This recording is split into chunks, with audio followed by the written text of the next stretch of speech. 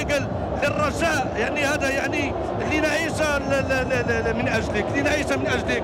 والوداد ترد، الوداد ترد، يعني جميل جدا، يعني المعطيات مثيره، المجد يعني اشياء مثيره للغايه في هذه المقابله. فيعني الوينرز من الوداد والالترا ايجل من الرجاء هكذا كانت عادتهم. رائعون انتم ايها البيضاويون، وداديون كنتم ام رجاويون.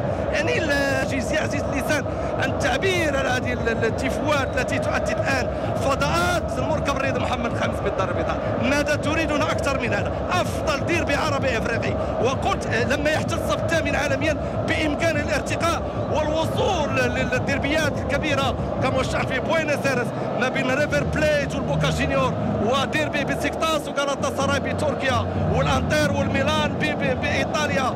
فهذا افضل ديربي عربي وافريقي، والصور امامكم ممتعه. امواج بشريه خضراء وحمراء وصوره حضاريه رائعه. هذا هو المغرب الرياضي، صوره ورساله للعالم. هنا جماهير كره القدم تعبر بكل الطرق الحضاريه في مهرجان رياضي ليس كباقي المهرجانات. رائعون انتم ايها الوداديون والرجاويون، جماهير ولاعبين ومؤثرين وسلطات، الكل يساهم من جانبه في انجاح هذا العرس الرياضي هنا في قمه القمم. مباراه استثنائيه بكل المقاييس. الرجاء والوداد افضل ديربي عربي افريقي، وهل لكم من مزيد؟ صور غنيه عن كل تعليق، وهذا واحد من دربيات العالم المثيره للغايه. صورة ورسالة حضارية لمغرب رياضي متفتح آمن مستقر من طنجة للقويرة. ممتاز جماهير كرة القدم في هذه المقابلة، رائعون، كل شيء رائع في هذه المقابلة. وأدخل مباشرة ولي حديث طويل ومعطيات ومستملحات تخص التاريخ الرياضي الحافل بالعطاءات.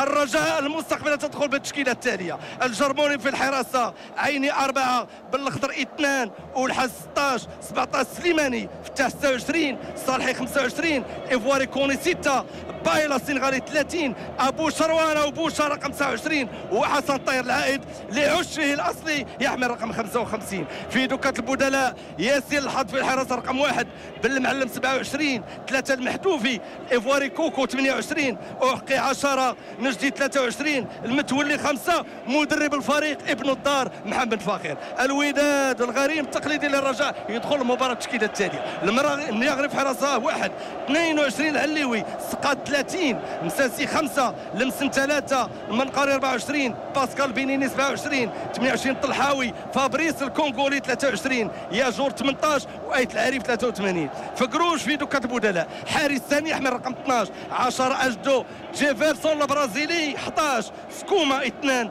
البهيج 8، بنكوجان 25، وزيدون حوسي رقم 16. مدرب فريق الايطالي كازيريتو يقود هذه المقابله كما قلت الحكم الدولي خليل الرويسي، والانظار تتجه لهذه المقابله التي تعرف غياب لاعبين واسنين في صفوف فريق الوداد. هناك غياب الويسي وبيضوطان وبركات، والرجاء تسجل عوده المتولي الذي يعود بعد التوقيف عندما 6 شهور بعد مباراه عرفت احداث نعرفها جميعا في مستوى عصبة الابطال امام فريق بيترو اتلتيكو الكونغولي، والاجواء ملتهبه في المدرجات وصور تذكاريه للفريقين تؤرخ للحدث. كما قلت المقابله رقم 109، 33 فوز للرجاء و25 للوداد، وفي 50 مناسبه تعادل، في 23 مره صفر لمثله، 12 مره كان في خلال فريق الرجاء مستقبل، من ضمن 50 تعادل